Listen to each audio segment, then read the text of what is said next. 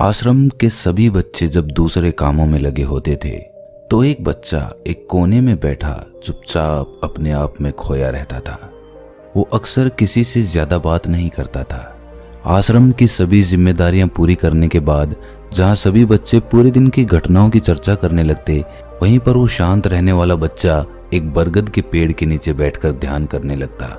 सभी बच्चों को आश्चर्य होता था क्योंकि उसका कोई दोस्त नहीं था। वो अक्सर आश्रम में अकेला ही घूमता रहता था। ये देखकर उसके गुरु को बड़ी प्रसन्नता होती थी। उसे लगता था कि कोई तो है आश्रम में जो मौन यानी कि चुप रहने की ताकत को समझता है, उसके महत्व को समझता है। आश्रम के बारे में जब भी कोई जरूरी निर्णय लेना होता वो उसकी राय जरूर लिया करते थे। लेकिन यही बात गुरुजी के एक दूसरे शिष्य को बड़ी खटकती थी। वो गुरुजी का प्रिय शिष्य बनना चाहता था, इसीलिए वो गुरुजी के सामने दूसरे बच्चों के कामों में कुछ न कुछ कमियां निकालता रहता था, जिससे गुरुजी उसे महान समझने लग जाएं। अक्सर वो अपनी जिम्मेदारियां पूरी तरह से निभाने का दिखावा भी करता, चाहे उससे कोई सलाह ना भी मांगे, लेकिन फिर भी वो उन्हें अपनी सलाह देता रहता था। वो बहुत वाचाल शिष्य था और आश्रम के दूसरे सभी बच्चों में बहुत प्रसिद्ध भी था, क्योंकि वो सबसे हंसी मजाक करता रहता था, उनसे दिन भर बातें करता रहता था। इसीलिए उसकी सबसे दोस्ती हो गई थी। लेकिन जब आश्रम के गुरु उसकी राय न लेकर दूसरे बच्चे की राय लेते थे तो ये बात उसे बड़ी खटकती थी। उसे ये लगता था कि वो उस दूसरे बच्चे से ज्यादा बुद्धिमान है, लेकिन गुरुजी फिर भी उसकी तरफदारी करते हैं। ऐसा नहीं था कि गुरुजी को उस वाचाल शिष्य के स्वभाव के बारे में पता नहीं था, लेकिन गुरुजी उसे अपने तरीके से सीख देना चाहते थे ताकि उसकी ज्यादा बोलने की आदत, दिखावा करने की आदत, दूसरों में कमियां निकालने की आदत हमेशा हमेशा के लिए खत्म हो जाए और वो मौन रहकर ध्यान की गहराइयों को छू पाए। असल में हर सच्चे गुरु की यही इच्छा होती है। वो किसी तरीके से उस वाचाल शिष्य को एहसास कराना चाहते थे कि चुप रहने से ही उस असीम सत्य को जाना जा सकता है। उस विराट का एहसास चुप होकर ही किया जा सकता है। एक दिन गुरुजी को एक तरीका सूझा। उन्होंने आश्रम के सभी बच्चों को अपने पास बुलाया और कहा कि मैं तुम सभी को दो दो हिस्सों में बांटकर अलग अलग गांव में भिक्षा मांगने के लिए भेज रहा हूं, और जो भी दो बच्चे सबसे ज्यादा भिक्षा मांग कर लाएंगे उन दोनों को आश्रम की सभी जिम्मेदारियां निभाने का मौका दिया जाएगा। अपनी बात जारी रखते हुए गुरुजी ने बताया कि भिक्षा मांगने से हमारा अहंकार खत्म होता है, इसीलिए हर शिष्य पूरे मन से भिक्षा मांगे। कोई भी इस काम को औपचारिकता में ना ले, वरना तो वो अपने जीवन का बहुत बड़ा ज्ञान खो देंगे। आश्रम के गुरुजी ने जानबूझकर वाचाल शिष्य और चुप रहने वाले शिष्य की जोड़ी बना दी। वाचाल शिष्य के मन में सिर्फ एक ही बात चल रही थी कि इस बार उसे मौका मिला है और इस बार वो गुरुजी को दिखा देगा कि वो चुप रहने वाले शिष्य से कितना ज्यादा प्रतिभावान है। दोनों शिष्यों ने आपस में अपनी सहमति से निर्णय लिया कि दोनों गांव के अलग अलग कोनों से भिक्षा मांगना शुरू करेंगे ताकि भिक्षा मांगने का काम जल्दी खत्म किया जा सके। चुप रहने वाला शिष्य हर द्वार पर जाकर अपने हाथ जोड़कर अपना भिक्षा का पात्र उनके सामने कर देता। उसके चेहरे पर एक सादगी और उसकी आंखों में एक एकांत होता था, जिससे भिक्षा देने वाले उसे भिक्षा देकर अपने आप को अनुग्रहित समझते थे। वहीं पर दूसरा वाचाल शिष्य हर द्वार पर जाकर उनको कुछ न कुछ ज्ञान देने लगता था, जिससे ज्यादातर लोग उसे बिना भिक्षा दिए ही लौटा देते थे। पूरे गांव में भिक्षा मांगकर जब दोनों गांव के बीच में मिले तो वाचाल शिष्य ने देखा कि चुप रहने वाले शिष्य के पास उससे दुगनी भिक्षा थी। ये देखकर उसे मन ही मन बहुत ठेस पहुंचा। लेकिन जब वो दोनों भिक्षा का सामान लेकर आश्रम की तरफ जा रहे थे तब वाचाल शिष्य को एक चालाकी सूझी।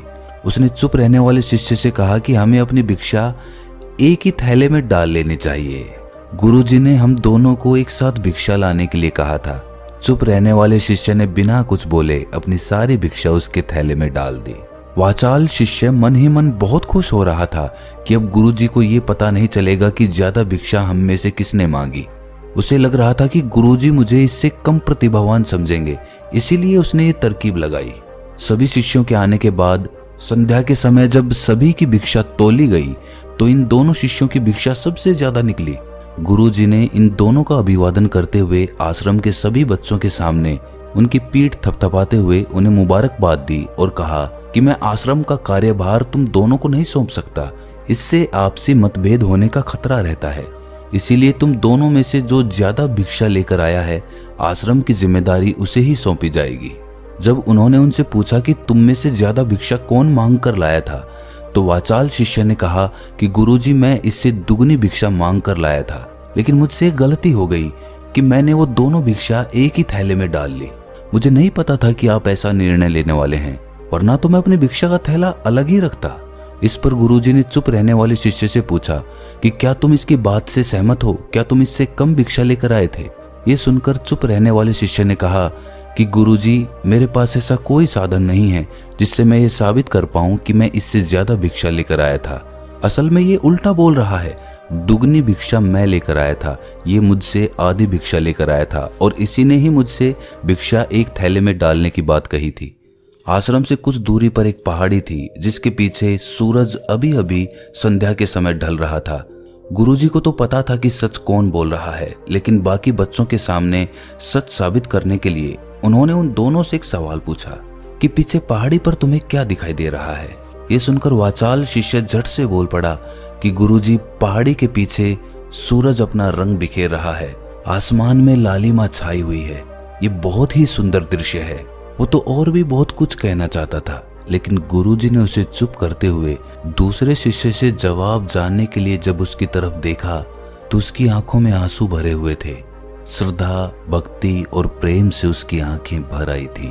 गुरुजी को उससे पूछने की जरूरत ही नहीं पड़ी।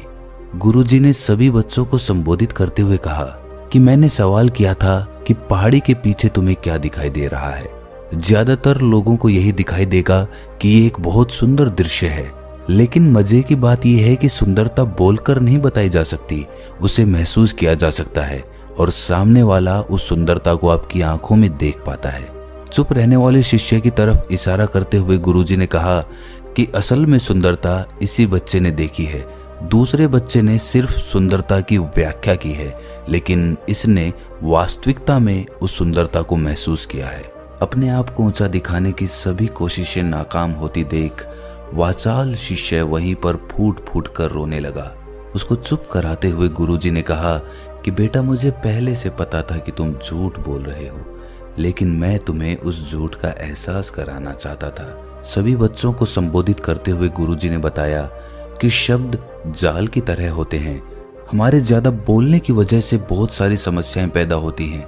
जब कोई आदमी एक बात को बढ़ा चढ़ाकर बोल देता है तो उसे सिद्ध करने के लिए वो शब्दों के जाल में फंसता चला जाता है और इसी वजह से अंतर्मुखी होने की बजाय वो बहिर्मुखी होता चला जाता है। वहीं पर जिस भी व्यक्ति को अपनी अंतर यात्रा करनी होती है उसे सबसे पहले चुप रहना सीखना होता है। जरूरत से ज्यादा बोलना या फिर हर वक्त बोलते ही रहना, ये सब हमारी अंतर यात्रा में बाधा बन जाती है। जब आप चुप रहने का अभ्यास करते हैं तो आप अपने साथ वक्त बिताने लगते हैं, जिससे कि आप अपने एकांत को जान पाते हैं। और एक बार अगर मन में एकांत स्थापित हो जाए तो आपकी आंखों में, आपके चेहरे पर वो सादगी, वो एकांत, वो स्पष्टता की झलक, सब कुछ सामने नजर आने लगता है। कुछ साबित करने को नहीं रह जाता, कुछ बताने को नहीं रह जाता, सब कुछ आंखों में देखा जा सकता है। चुप रहने वाले शिष्य की तरफ इशारा करते हुए गुरुजी ने कहा कि अभी जो दृश्य इस बच्चे ने देखा वो ज्यादा बोलने वाला आदमी कभी नहीं देख पाएगा। वो अपनी बुद्धि से तर्क वितर्क करता रहेगा कि उसे क्या क्या दिखाई दे रहा है, लेकिन उसमें से वो महसूस कुछ भी नहीं कर पाएगा। उसे दिखाई दे जाएंगे पहाड़, सूरज या फिर उसकी लालिमा, लेकिन उस सुंदरता को, उस विराट को, उस अद्वैत को वो कभी नहीं देख पाएगा। अगर चुप रहने की कला सीखनी है तो तुम्हें सबसे पहले एक बात ध्यान रखनी होगी कि तुम्हें किसी को भी प्रभावित करने की कोशिश नहीं करनी है। ज्यादातर लोग इसी वजह से ज्यादा बोलते हैं क्योंकि वो दूसरों को प्रभावित करना चाहते हैं, अपने आप को साबित करना चाहते हैं, और उस साबित करने के चक्कर में वो शब्दों के जाल में फंसते चले जाते हैं और धीरे धीरे वही उनकी आदत बन जाती है। अगर कोई व्यक्ति दूसरों को प्रभावित करना चाहता है तो वो कितने लोगों को प्रभावित कर पाएगा? उसकी ये भूख बढ़ती जाएगी और वो इस संसार में सभी को कभी भी प्रभावित नहीं कर पाएगा। इसीलिए ये समझने की बात होती है कि बहिर्मुखी होने की बजाय हम अंतर्मुखी होकर अपने आप को समझ सकते हैं। अपनी बातों को खत्म करते हुए गुरुजी ने अपना आखिरी संदेश दिया। उन्होंने बताया कि अगर कोई व्यक्ति ज्यादा समय तक चुप नहीं रह सकता तो उसे थोड़े समय से अभ्यास करना चाहिए। दृढ़ संकल्प लेकर किसी व्रत की भांति दिन में कुछ समय या फिर हफ्ते में कुछ समय या फिर एक दिन चुप रहने का अभ्यास जरूर किया जाना चाहिए। इससे हमारी चुप रहने की आदत धीरे धीरे खुद ब खुद पनपने लगती है, क्योंकि एक बार जब हम चुप रहने लगते हैं तो हमें चुप रहने का आनंद पता चल जाता है। उसके बाद हमें प्रयास नहीं करना पड़ता, बल्कि हमारा मन आनंद की तरफ अपने आप बढ़ता चला जाता है। चुप रहने की कला सीखने के बाद आपकी बुद्धिमानी और आपकी स्पष्टता दोनों में बहुत ज्यादा फायदा होगा। वास्तविकता में जिसे दर्शन कहते हैं वो मौन रहकर ही किया जा सकता है। इसके बाद सभी बच्चों से कुछ समय चुप रहने का संकल्प लेकर गुरुजी ने अपनी बात खत्म कर दी और सभी बच्चे रात्रि का भोजन करने के लिए एक साथ भोजन कक्ष में पहुंच गए। तो दोस्तों, कैसी लगी ये कहानी आपको कमेंट सेक्शन में जरूर बताना, और अच्छी लगी तो इस चैनल को सब्सक्राइब जरूर कर लेना। तो मिलते हैं किसी अगली कहानी में, तब तक के लिए अपना ख्याल रखें।